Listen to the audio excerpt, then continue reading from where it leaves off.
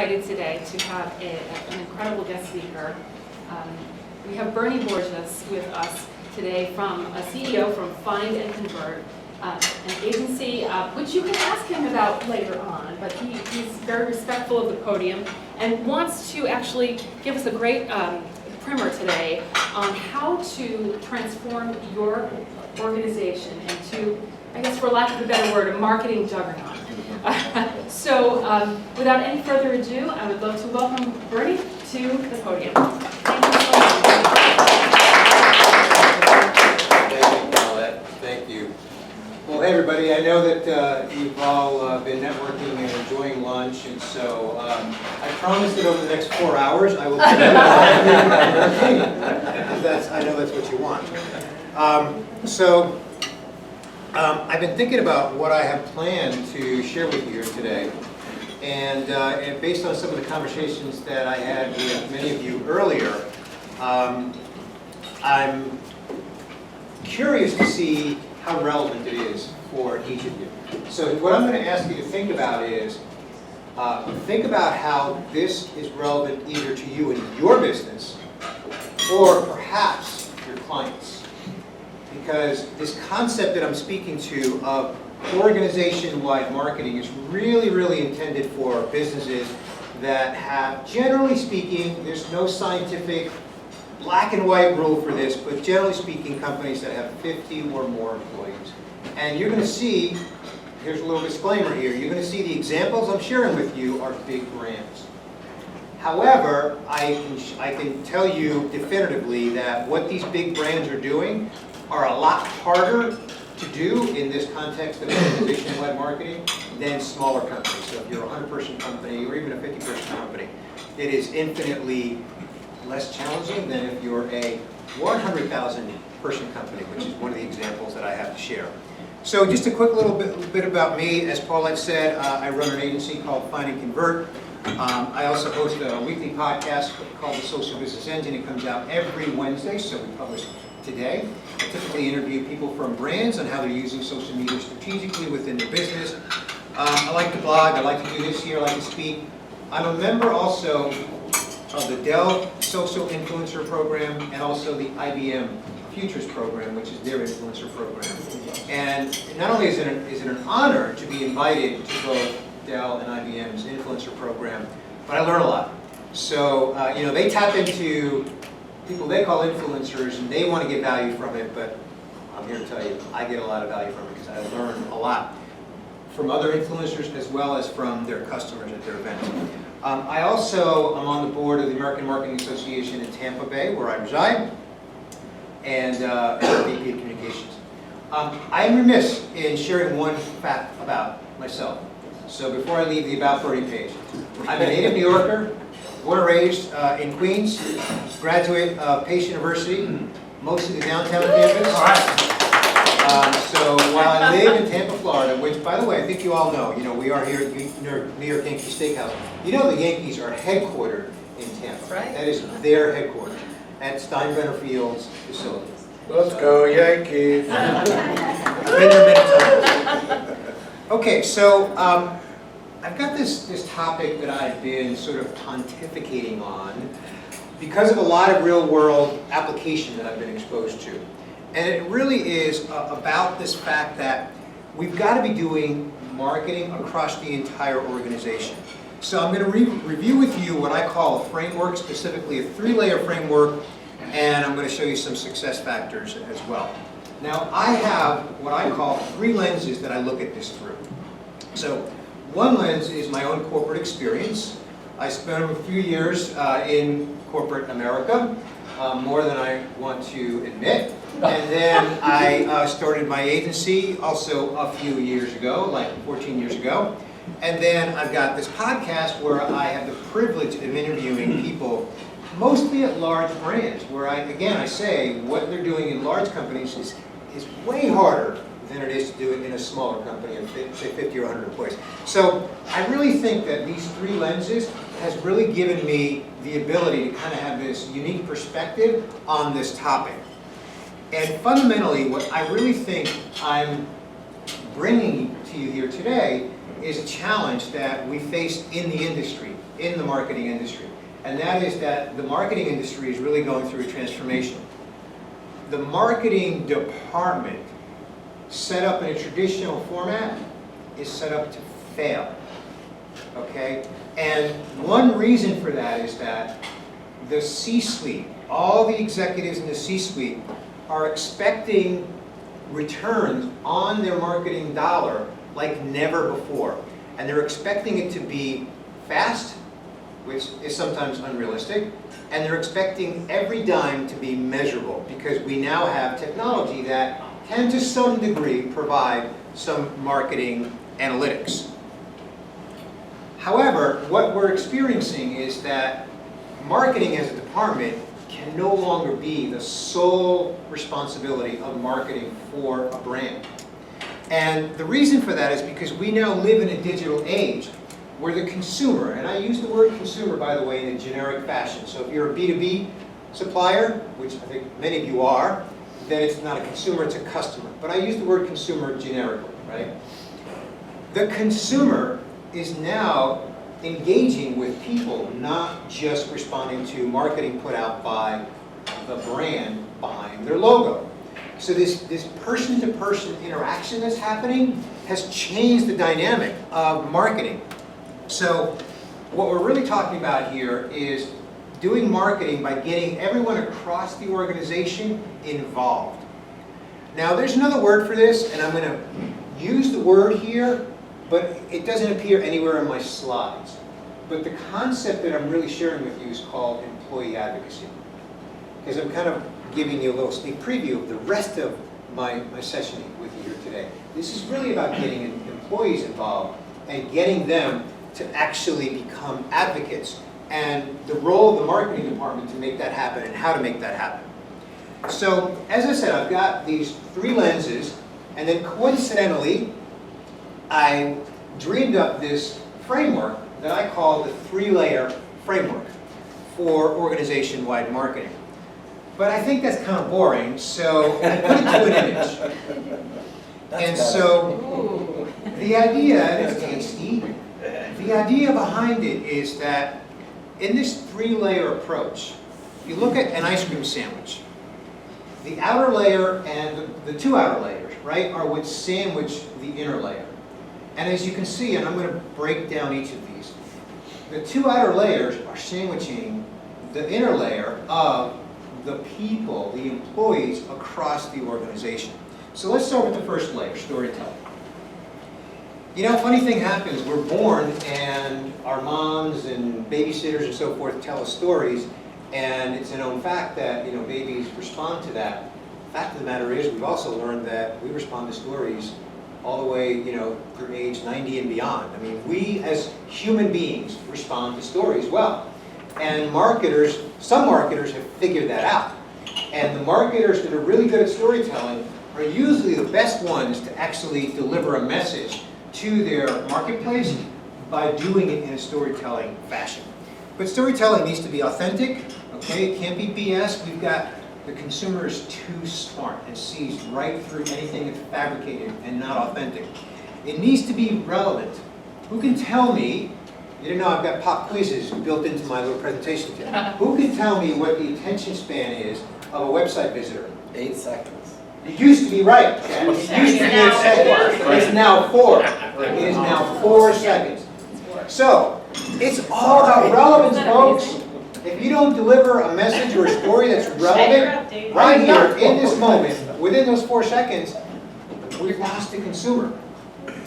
And it needs to be actionable. And by the way, the action is not always buy now, or not always click here to learn more. It needs to be, it all depends on what that content is and how it's addressing the specific part of the buyer's journey that you're trying to address.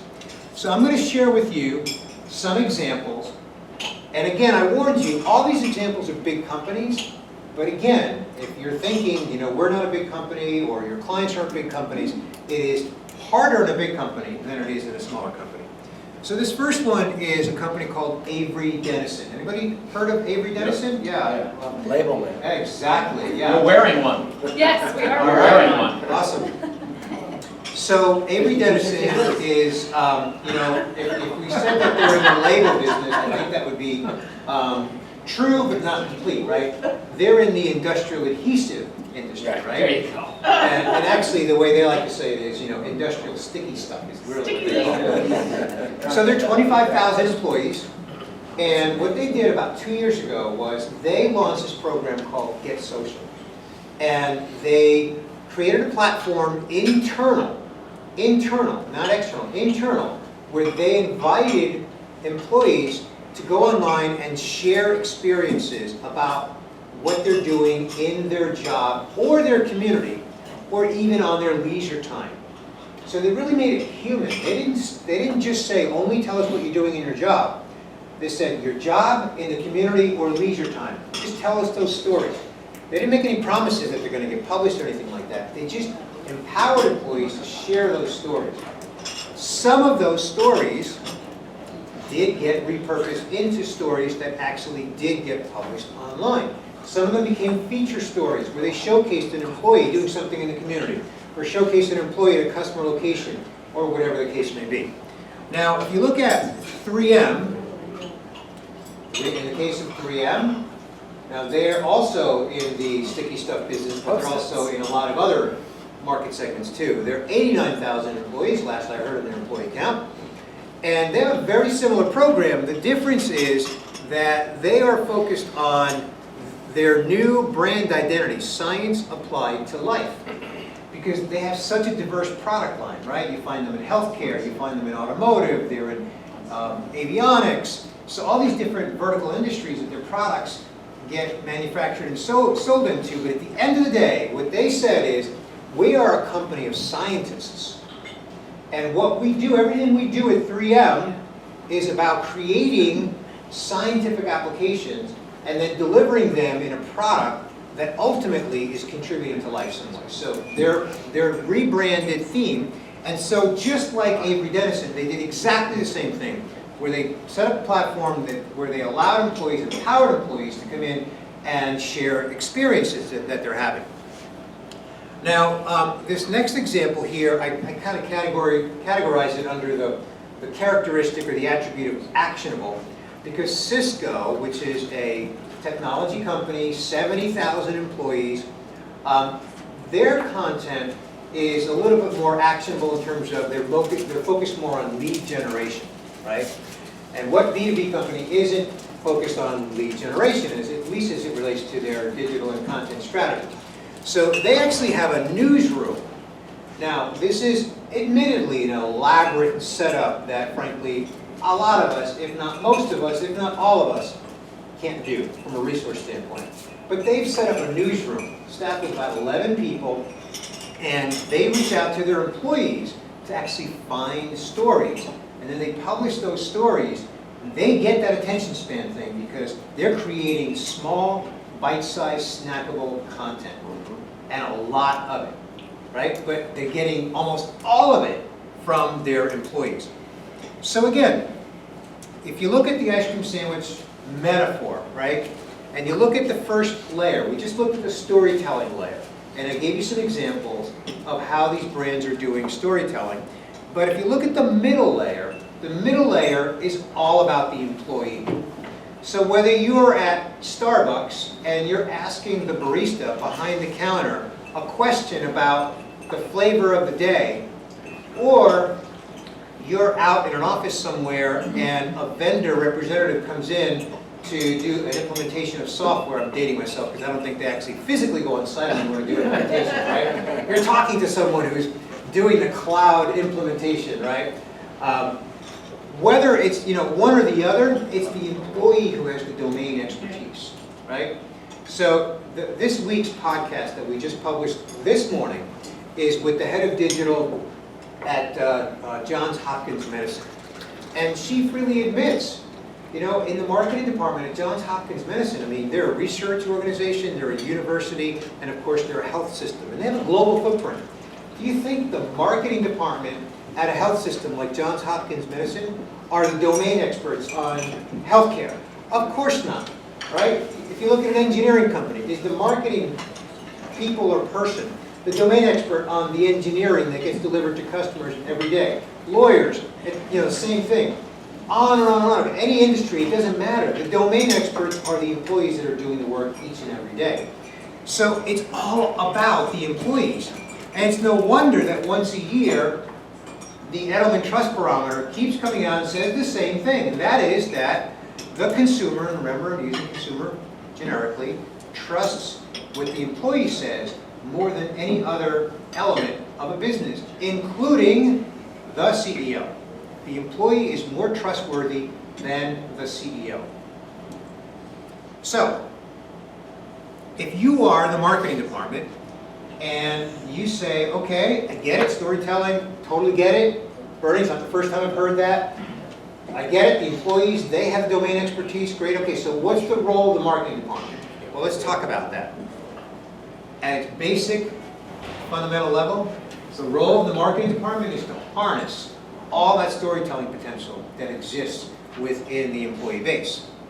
Now, how do you do that? What are the skills that are needed in the new marketing department, whose role now is to harness the storytelling potential of employees? Well, we talked about this at our table here. There's fundamentally two types of skills that you need within your marketing team to make this happen.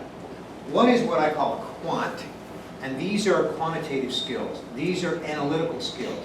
This is defining who is your customer by persona. What are the attributes of that customer? What are their pain points? What are their emotions? What's their buyer's journey? Where do they spend time? What do they read?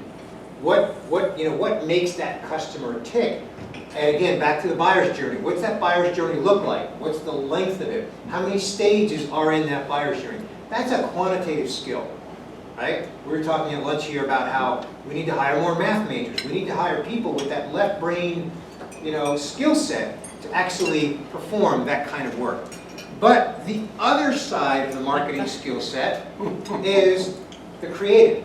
We need a lot of creatives as well. Not only to make content look good from a creative design standpoint, but also just to get the right messaging across and to design our storytelling in a way that's going to be effective and be received well by the consumer that we target it to. Now there's another role that the marketing department needs to have that may not be all that obvious, and I call that the networking role. In the networking role, this is especially true in some bigger companies. If you have, say, more than 100 employees, then network with the employees to really determine who are the ones that have some storytelling potential or have stories up here in their head. But it's the role of the marketing department, first of all, to network and identify them, but then also to ask the right questions. And here's why it's important to ask the right questions. Let's say it's an engineer. I'm just going to pick on an engineer for this context here. I'm not picking on an engineer. The engineer was hired to do engineering work, right? So storytelling was not in the job description. And storytelling may not be something that actually comes natural to an engineer. And I'm singling out that one job, right? So the role of the marketer is to ask the right questions to get the story out of that individual. So if an engineer has something to share, it may be very short and indescript and, quite frankly, boring if the marketer doesn't ask the right questions to really get the full story out of an experience. So this is a key role, is asking the right questions. And then once the marketer has asked the right questions, then it's a matter of capturing that story and then publishing that story. So the journalist skill is an important skill set as well. It's actually capturing that story and presenting it in a way that is either written or video or audio or combinations thereof. Bernie, isn't that really kind of a public relations role? Because you see a lot of PR people are looking for good spokesmen, or one that inside their companies who can tell the story well to the public. I don't disagree with that.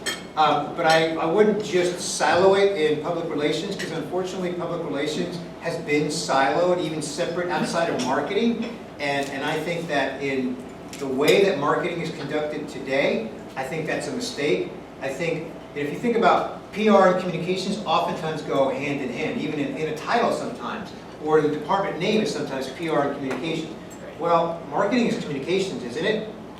So I wouldn't silo it, and of course, every business, every industry has its nuances, but I just wouldn't silo it. So I don't disagree, I just would want to make sure that it's integrated into the overall marketing role. But it's a good question, thank you for asking that. I'd hire a journalist. If I'm a brand manager right now and I wanted a content creator, I'd hire a journalist because they know, they have exactly those skills that you need to bring in and extract that story from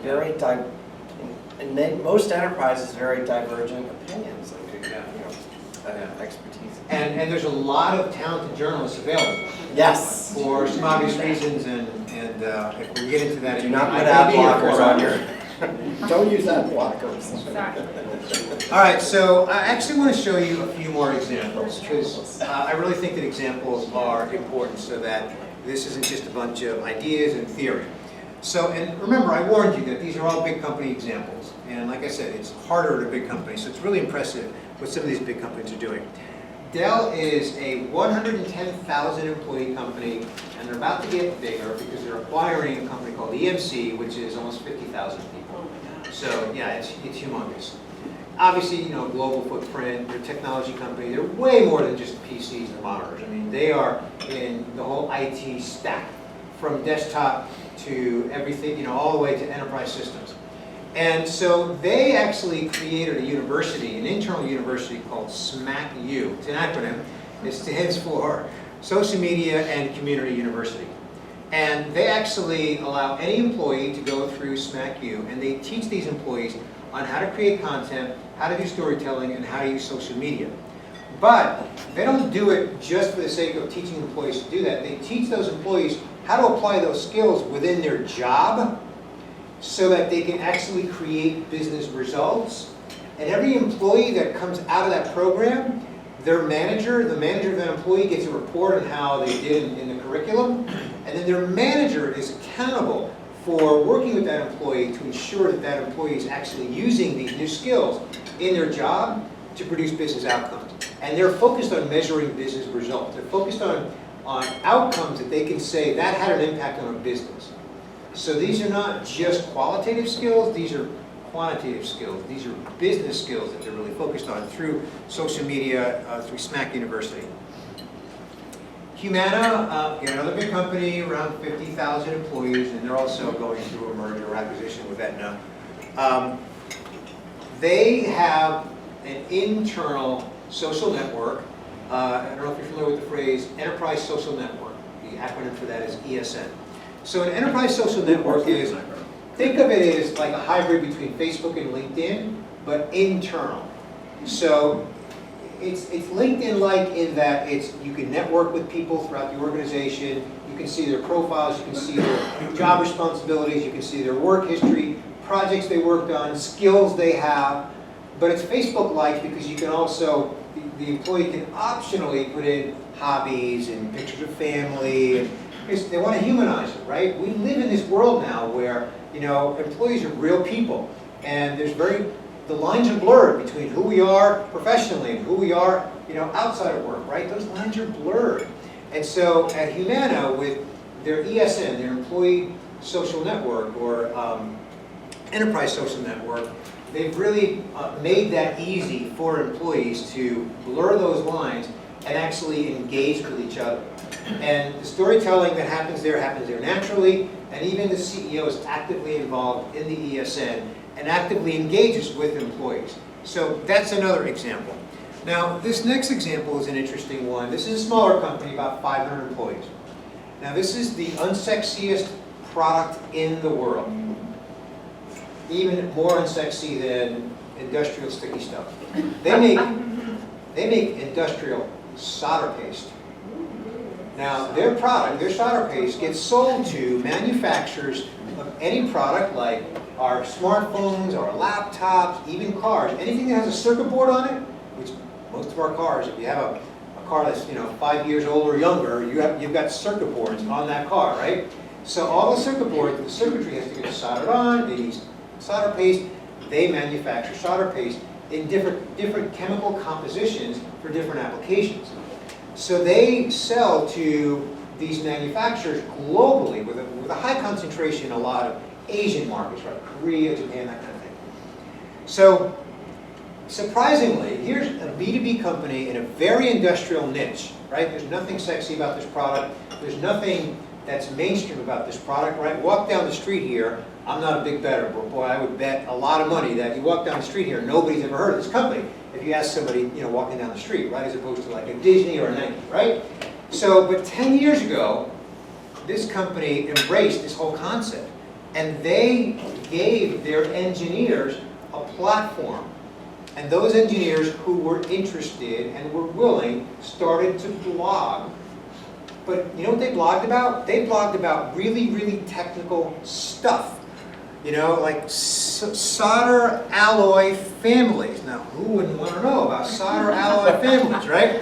And if you read any of these blogs, I mean, unless you're a PhD in this stuff, it's over our heads. But there's an audience for it. And the audience is the buyers, the engineers who are in those manufacturing companies sprinkled around the world. And so these engineers started writing on this. They have over 70 engineers that are writing on very technical topics. And notice here, we've got, can you see my little thing here? There we go. We've got her picture, we've got her name, we've got her email address, we've got her phone number. So we're humanizing it. India is humanizing this. This isn't an article published by admin. You ever see one of those articles published by admin? Like, who the heck is admin? Right? Or just published by a name, but there's no human identity, right? There she is right there. Photo, name, email, phone number. This strategy has been wildly successful for them. It's helped them recruit, it's helped them retain, it's helped them win business. And I'll give you a quick story on that, okay? They used to be, they've been in business like 75 years. They used to, in their sales process, be very responsive to RFPs. RFPs would come in from a Mitsubishi or whoever, right? And they'd have to respond to that. And that was a very common process for them that they've been doing for decades, right? But those RFPs were always late in the process. Now, what is more normal than the exception is they're invited by these manufacturers to sit down with them in product planning 2 years in advance of a product, instead of 6 months before it's going to ship, and they need a quote for solder paste. They're back here now in that 2-year advance cycle doing the product planning, and they're baked into that product. And that's because real human beings are publishing relevant, informative, helpful content done by the employees, not the marketing department. I have a question. Because my area where I look at the authenticity is protecting that relationship of that blogger to her readers, and comments that she may, there's contact information there, people are contacting her.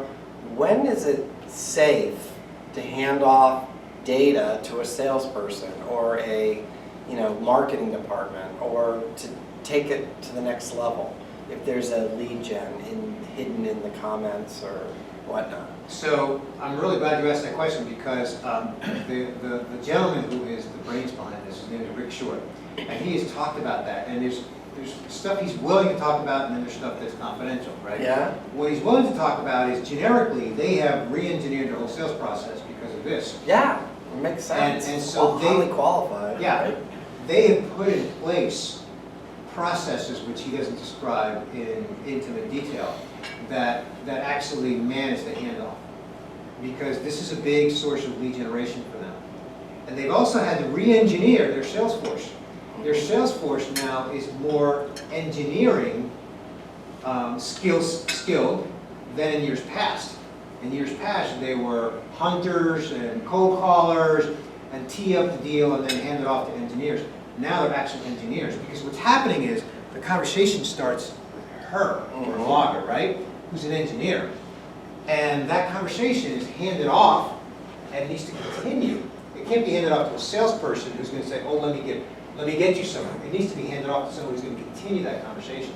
So their whole sales process has been completely revamped, which is just, in some respects, it's almost a reinvention of the business. I mean, their core product hasn't been reinvented, but the way they go to market has been turned upside down, but in a good way, because it's really worked for them. Let me keep moving here, otherwise it will be 4 hours. Sorry. I love this example because it's the only government organization that I know of that behaves like a brand. Yes. NASA has over 500 social media accounts. 500. And they have 3 people that are in their marketing and communications department. Notice what department they have it in? And they manage social for marketing and communications. They have 3 people. And so the way that they manage that is that they empower the people that are out there in the different space programs to actually create the content and then actually share it out through social. So they give them some guidelines, they have a social media policy, and they give them a little bit of training. And then they encourage people, and you can see here, this guy here is having like a community event. These people here are members of the public. They simply announce on social media that either an astronaut or the head of a program is having, an open house on a certain day and time, and it's open to the public. Now this is in, Cape Canaveral, Florida, so you have to be able to drive there, right?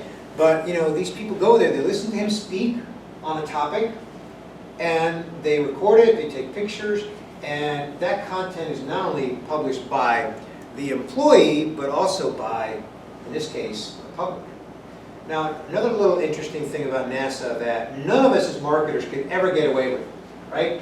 We all were taught, probably in the first marketing class we ever took, or if we didn't, or if we majored in photography or whatever, and didn't take a marketing class, we learned it usually the first week in a marketing role, and that is understand who your target audience is, right? I mean, you can't market to all of humanity, right? Well, guess who NASA's target market is? All of humanity. Okay? Because everything they do affects everybody, everywhere, right?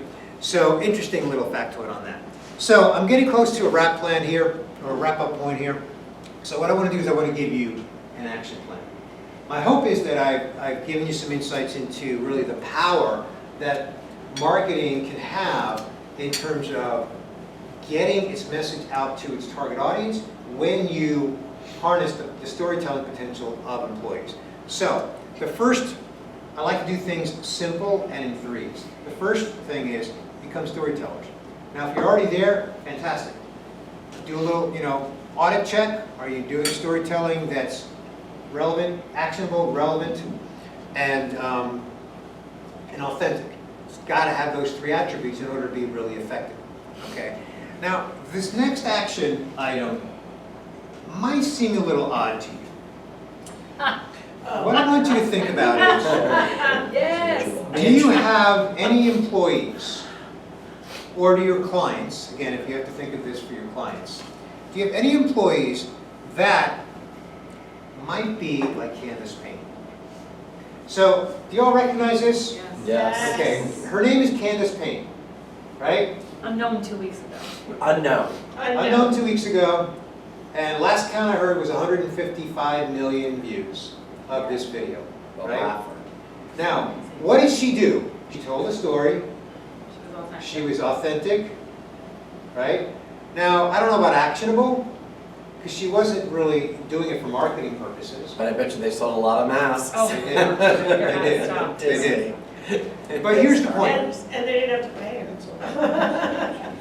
They gave her a free trip to Disneyland. Oh, did they? Oh, nice. What That cost them she, nothing. what she exhibited was passion and humor and humanness, right? Just the ability to just be who she is and not care about anybody judging her or laughing at her, right? So I think what every brand needs to do is, who are the Candace Paynes in our employee base that are authentic, that are passionate about what we do, and would be very willing to be part of what we are doing, not by coming into the marketing department, but simply by contributing to the storytelling potential that is available there. And then the third point from an action plan standpoint is that we live in a digital age, and this approach to marketing, where you harness the storytelling potential of employees, requires technology. And it requires different types of technology, and what that looks like for every company, can be a little bit different based on a variety of factors. And so while I'm not here to talk about the specifics or the brand names or any of that, it's not an option. You've got, in order to do this and to do it well, to schedule, plan, measure, you've got to have some technology solutions in place. It's simply not an option. So, for example, one way that you can absolutely guarantee failure of getting employees involved is by sending them a blast email that says, hey, this article just got published about us, please tweet it or put it on Facebook. That's not going to happen. I'm not saying nobody will do it, but you're not going to be successful, if you try it that way. You've got to put technology in place that really empowers people, makes it easy for them, and makes it fun. Okay? Because again, the lines are blurred. We're humans. We're not robots. People want to do things that aren't painful. So technology is not an option, and it needs to empower people, and it needs to be enjoyable. So fundamentally, what I've shared with you here today is this ice cream sandwich framework that really, just to recap it, has these 3 layers, right? Storytelling and marketing, sandwiching the employees in the middle. So the key takeaways are, put a framework in place. Whatever that framework looks like for you, you absolutely can steal the ice cream sandwich framework or modify it to your heart's content. You've got to have skills that are on both sides of the coin. You've got to have technical, quantitative skills. You've got to have design skills, the quant and Creative skills. It's all about storytelling. Stories need to be authentic, they need to be relevant, and they need to be actionable. And as I've said for the last 30 minutes or so, employees have the best stories. The marketing people do not have domain expertise. The employees out making it happen every day, they have the best storytelling potential. And I'd like to leave you on this one thought here, and that is that marketing is not one department. So if any organization embraces that and just really embraces that mindset, then then you can put whatever plan in place, whether it's the ice cream sandwich framework or not, to really put this into action. So here's my contact information and ways to kind of keep in touch with me or learn more or talk more. That's it. I'm done in less than 4 hours.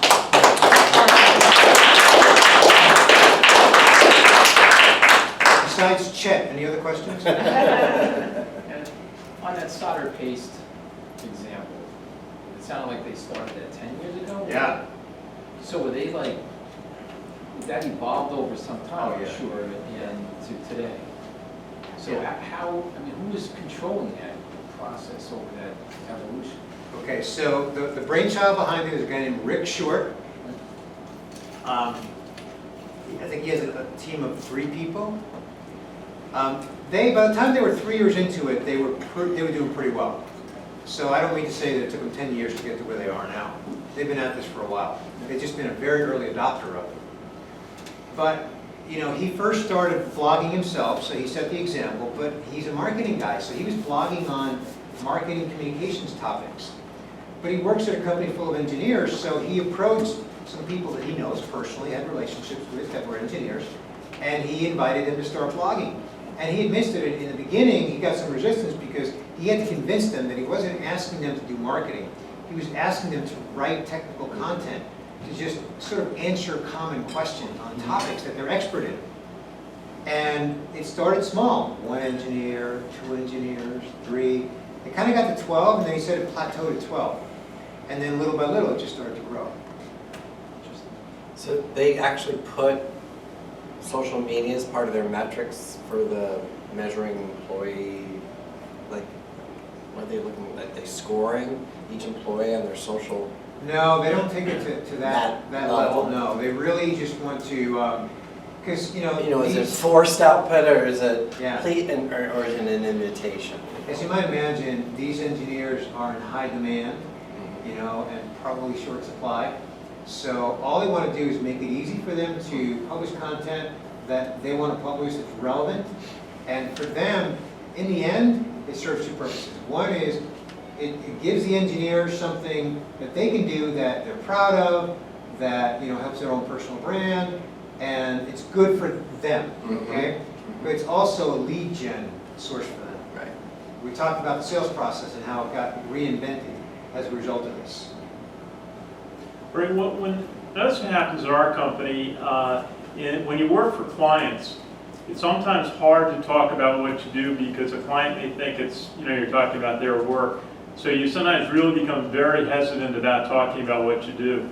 And sometimes you try and highlight the client, but sometimes it's hard to get corporate people to talk unless it's at a very high level. Do you find any ways around that? So it also depends on the industry too, right? Healthcare, financial services. Well, we're in one of those. Okay, very regulated industry, so more guardrails are in place, right? As opposed to other industries, like certain technology industries, where you don't have regulation issues, but you still have a mindset issue. So sometimes it comes down to just building a really good relationship with the people in legal to get them to actually understand what you're trying to accomplish from a marketing standpoint. That is really, really key, is getting that synergy going between marketing and legal, and then carry that over into the executives.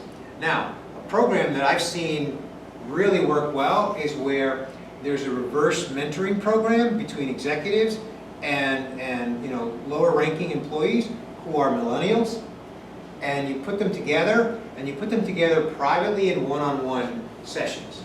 And you do it with multiple purposes. One is for teaching, where the younger is teaching the executive, how social media works, how people use it, and how we think, how the millennial thinks and that sort of thing. But they also talk about the business, and they talk about sort of the reality that's going on in the workplace. And so that's worked really well because the executives get to hear from a younger audience within their employee workforce, and oftentimes hear things that they wouldn't otherwise hear, and it opens their eyes to thinking a little differently. So in the end, it does come down to regulatory roadblocks or obstacles aside. Okay, it comes down to culture and mindset are very synonymous, right? So if you can start to impact culture and get something like this in the DNA of the organization, you look at Dell and what they've done. Again, they're not in a regulated industry, but 110,000 employees, almost half of which have gone through Smack U at this point, right? But that's a mindset issue. And where does it start in Dell? The CEO, Michael Dell. It starts with him. He tweets his own stuff. He was early on social media. He was one of the first companies to say, we need to create a social care team. Dell was one of the first companies to actually do that. He empowered one or two people to go make it happen, and he worked very closely with them to actually make sure it happened and it got off the ground, and he still to this day stays close to that. So again, an example of a big company where the CEO gets it, and then that permeates throughout the organization. Let me take it a step further. What if you're a supplier to Dell? Like you provide some element of resource to them, it could be anything. How do you help tell the story of what you do to support Dell that they'll be comfortable with? You don't have to ever use their name. We do that as an agency. We talk about clients and stuff that we've done and results we say a client in this industry that we worked with for 3 years. First year we did this. Year 2 we did this, now we're doing this, here's the results, never mention their name. And then if a client is willing, in that example, if Dell is willing, then all the better, but you don't have to mention their name. It's credible, unless you're fabricating it and someone busts you on it, but hopefully you're not doing that. Anybody who's using Microsoft SharePoint for these purposes at all? I don't, but it doesn't mean that they're not. SharePoint is sort of like an internal, intranet product. It's quite possible that they are. It wouldn't surprise me. Do I personally know anyone? No. But I wouldn't surprise me because it does have some capabilities to support that. I don't think it has the social capabilities. I think it has more of a communication, file sharing, and maybe some collaboration, but I don't think it has the social. Now, I'm not an expert in SharePoint, so I could be wrong. I'm just saying that's my perception of the product. Well, we use Salesforce and we have the chatter. Right. Like honestly, personally, I don't really pay attention to it, but we're supposed to be using it for internal social stuff. We don't, and I work for a global organization, Don't mention it. 17,000 experience. So, you know, Yeah. I don't find any value in it at all. It's such a lost opportunity from the top then, right? I mean, I'm also wondering, is there any kind of, do you find that there are gatekeepers or traffic cops? I mean, it takes an incredible amount of trust for an organization to let their employees have at it. But if you're like Adele, where you actually control that process as much as possible by smack you or, you know, doing those kinds of things, you basically empower these younger employees or whatever with guidelines and that whole mentoring thing of having the top people coach the lower people. But I'm wondering, has there been have there been issues or people that go beyond the Yeah. guardrails, as you would So say? internal versus external, right? So Yeah. like there's the internal social, and then there's the external social. Right, Right. right. And external is much more highly regulated depending on Yeah. On what you the company you're in. Like So- I couldn't, unless they publish something and I repost it. So what, some of the smarter brands that I've come across, both on the client side and through my podcast, what they figured out is that in order for them to be effective in social externally, they needed to first figure out how to be social internal, using social technology and a social culture. Now, you can't just put the technology in place without the culture, Exactly. okay? Exactly. It just doesn't work. Yeah. Right. Right? So the culture has to be there in order for the technology to be an enabler, for people to use it the way it can and should be Optimize used. it, yeah. Okay? But Paulette, to your point, you reminded me of something that I want to share with you. And I actually have a slide on this, but not in this presentation, but I'm going to paint this visual for you. About 100 years ago, nobody was alive, nobody in this room was alive. The phone, the telephone, began mass production. Executives sat around and said, wow, we've got this new technology coming into place. No way we're going to give a phone to every employee because we can't control their conversations. Somewhere around 1980, the same thing happened with email, when commercial email outside of AOL Yeah. became available with a work email address. Executives sat around saying, wow, what are we going to do?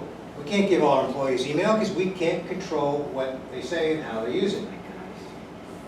The exact same conversations have happened Yeah. around social media. Duly noted. And really, those three are the three biggest changes in the way that we communicate and engage in business. The phone, email, and social media. Now, even though they obviously impact how we communicate in general, not just in business, right? But just in business alone, the phone, email, and social media. Social media is just only about a dozen years old, give or take. And it's not even the dozen years, because it's only around 5 to 7, maybe 10 tops, that it's been kind of serious in business. So it's still early days. There's a lot. The technology has been keeping pace. Chatter is, one of many examples, and the technology is there, but without the strategy, without the culture, the technology is like throwing seeds on cement. It doesn't have an impact. You've got to have a strategy and you've got to have the culture. And just like Indium, it took them about 3 years to get them to a point where it was working for them. It doesn't happen overnight. And I'm not saying 3 years is the magic number.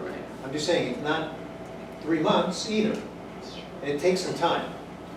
Yeah, I feel comfortable saying this because I know I'm at least the second oldest person in the room. But when I started, and it's actually not even when I started, my second job in this industry, I moved to CBS, and I was in a sales function, and I had to call the CBS, I went for the publications division, I had to call the CBS operator to place a long-distance call for me. And she would call me back when there was a line available. And I got to the point where I sweetened up with her, where she would actually take 3 or 4 numbers in a row, and as soon as she saw that my line was free, she'd bring the next one through. So we've come a long way. But I also have enjoyed the luxury of working with IBM pretty closely for the past several years. And they've embraced this, I think, even more organically than what we're talking about with social media. They invited, they have, at round numbers, they have somewhere between 350 and 400,000 employees.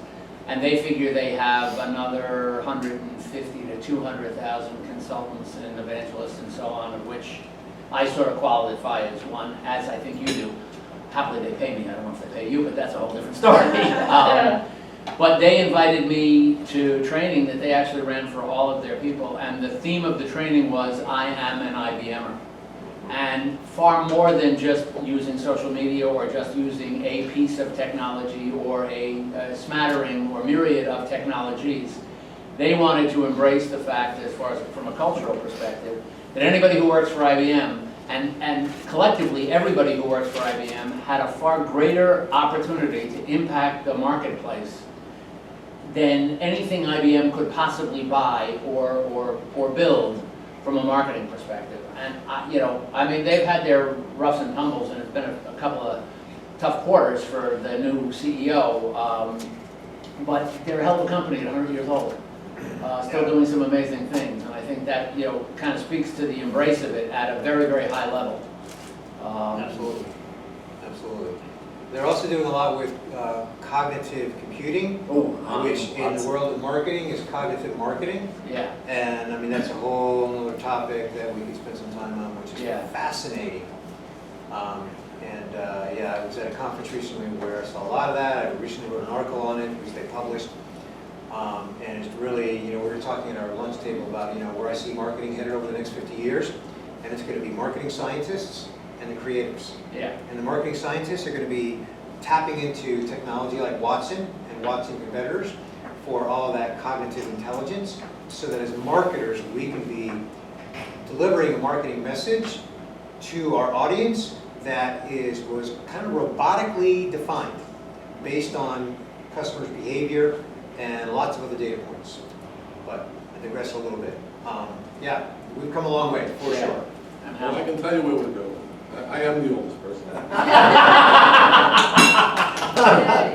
I knew I was safe. I saw it here. First we had written communications. Then they came up with wireless, where you could actually transmit. Then we came up with the telegram, so that you could actually have a two-way conversation with you using Morse code. Then the telephone came. Suddenly we had the ability to talk to each other. Now the kids have come back to the idea that we can text back and forth. So the next thing is going to be going back to Morse code. That's right. Perfect. Morse code, Morse code. Well, on that note, I On will thank Vernon. Thank you so much. It was a wonderful, Take it wonderful one presentation. more photo Yes, of you? absolutely, I would love to. Get her in the background. Awesome. Thank you so much, Bernie. Thank you, Bernie. Really. Thank you, Manal. Bernie will also be appearing at the Social Media Strategy Summit in New York this week.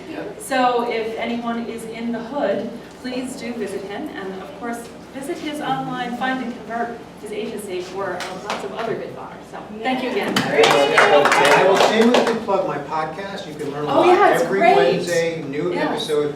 Today was episode 115, so lots of brands from Great NASA, podcast. Dell, EMC, IBM, Whole Foods, Walmart. I mean, lots of brands that are really talking about how they use his clients social. are pretty awesome. Well, those are guests. Those are podcast guests. Yeah. Podcast guests, but still, pretty awesome We have some lineup. awesome clients. Yes, absolutely. Thank you again. Terrific. Nice meeting you guys. Before you take care, I'll see you around, right? Take care of this meeting. So, obviously, as you can see, lots of extreme Nice talking to you. questions. Take care. Thank you. Thank you.